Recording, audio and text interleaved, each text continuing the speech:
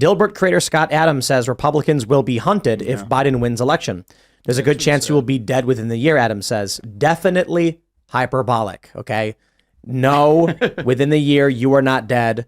Only Aaron Danielson was a few months later.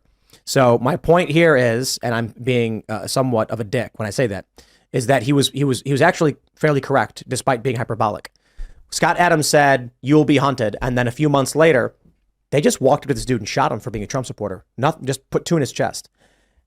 We have not seen that repeated on a great scale. So consider that, right? And also consider, would you have heard this news were it not for the internet? So I want to make sure people understand that bad things happen, and you need to balance is this a one-off of Portland being a crazy bleeding Kansas type state? Or is it really as bad? Well, look, Scott Adams says there's a good chance he'll be dead within the year. Okay, dude. Yeah, it's been 3 years since Biden got elected. We're all here. We're all still working. So I'll say something similar to Mike Cernovich.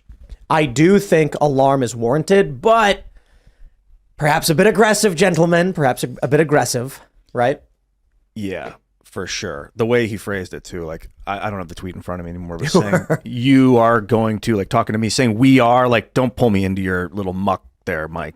I get what you're saying, but I'm not part of your group there. No, but they go after you first. It doesn't. Yeah, don't try and scare me into making a point and get me to follow you. It's junk. It's.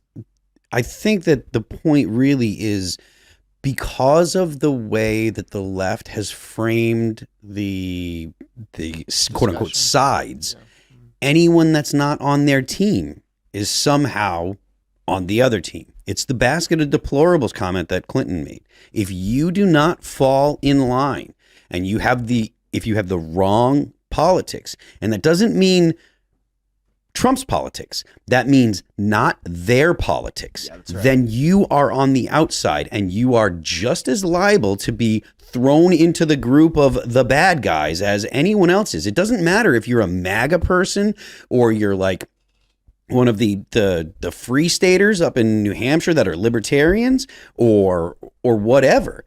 If you're not on board with their project, then you have the wrong politics. There is the thing about political correctness is there is the correct politics, and that means everything else that is not that is incorrect.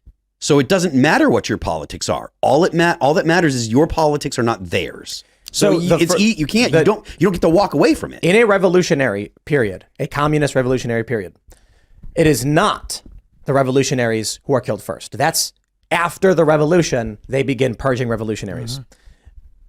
So in terms of if we are undergoing something akin to what Cernovich and Scott Adams have described, so to understand the context, using this room as an example, Ian, you are their first target. You are a collaborator, and you are you have less defenses. So when it comes to a Robespierre type period, they're going to be looking for people who they view as collaborators who don't have the means to defend themselves. Look at it this way: Spanish Civil War style. You've got people who are living in the neighborhood where there's a conflict between the nationalists, like the Republicans and the communists or whatever the factions were, fascist Republicans, call them whatever you want. And so can they go into the territory that is militarized and fortified by their political opposition? No, they can't. But what about the collaborator who lives down the street? So that's, I'm not saying you literally, I'm saying in the context of what this is, you've got, there will be someone who is known to have spoken out and said, you guys are wrong. This revolution shouldn't happen. I'm friends with those guys. In the revolutionary period, those are the people that get gulagged and purged. The people like, in this instance, me or Phil, are the ones in the fortified areas they can't get to. I'm speaking figuratively, not literally. So in terms of, can the government come and start arresting people and charging? Well, they are.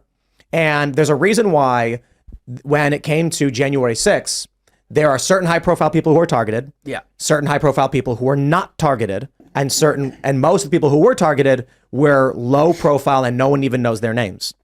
If the federal government were to indict Alex Jones, hey, hold on. They indicted Owen Schroyer, despite the fact they were both part of the same event. Because Alex Jones would create too big of a backlash. And they know, hey, if we drop a boulder in this lake, it's going to wake everybody up. Owen Schroyer, we can mess with, and it will be, a moderately sized rock that will cause a splash. Not too bad. But all these little pebbles, we can strip them all out with no opposition.